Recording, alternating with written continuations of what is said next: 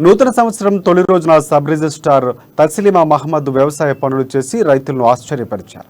అసలే కొత్త సంవత్సరం, పైగా ఆదివారం. ఇక ఏముంది, అందరూ కుటుంబ సభ్యులతో లేదా స్నేహితులతో కలిసి సరదాగా గడుపుతారు. కానీ భూపాలపల్లి జిల్లా సబ్ రిజిస్ట్రార్ తస్లిమా మహమ్మద్ వ్యవసాయ పనులకు వెళ్లి అన్నదాతలతో సరదాగా సమయం గడిపారు. అందరూ న్యూ ఇయర్ సంబరాల్లో ఉంటే సబ్ రిజిస్ట్రార్ తస్లిమా మాత్రం పొలాల్లో అడుగుపెట్టి నారా తీసి రైతు ఔన్నత్యాన్ని ప్రపంచానికి చాటి చెప్పారు. కడెడ్లతో గొర్రు పట్టుకుని జంపు కొట్టారు. బురద పొలంలో పిండి జల్లారు. నారు వలకడంతో పాటు మహిళలతో కలిసి రోజంతా నాట్లు వేశారు.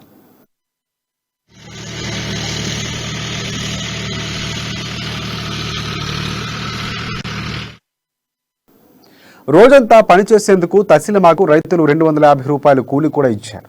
రైతు విలువ తెలియక చాలా మంది చులకనగా చూస్తున్నారని, సమస్త లోకానికి అన్నం పెట్టే రైతన్నే లేకపోతే మానవ మనుగడే కొనమరుగవుతుందని తస్లిమా అన్నారు.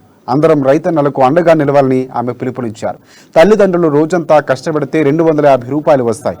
కానీ వాటి విలువ తెలియక చాలా మంది యువత సినిమాలకు, పబ్బులకు వెళ్లి వృధాగా ఖర్చు చేస్తున్నారని ఆవేదన వ్యక్తం చేశారు. యువత తల్లిదండ్రుల కష్టాన్ని గుర్తుంచుకొని వారికి ఆసరాగా నిలవాలని తస్లిమా సూచించారు.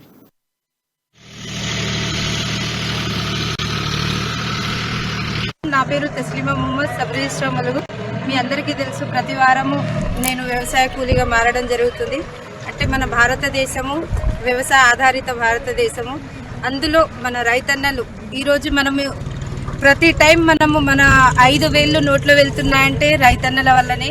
అన్నదాతలకు మనం అందరము సపోర్ట్ చేయాలని నేను గత 7 సంవత్సరాలుగా వ్యవసాయం చేయడం మీ అందరికీ విదితమే.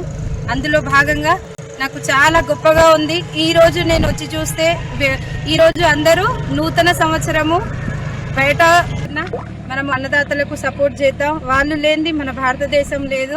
జై అన్నదాత. అందరం ఒకసారి గట్టిగా మనము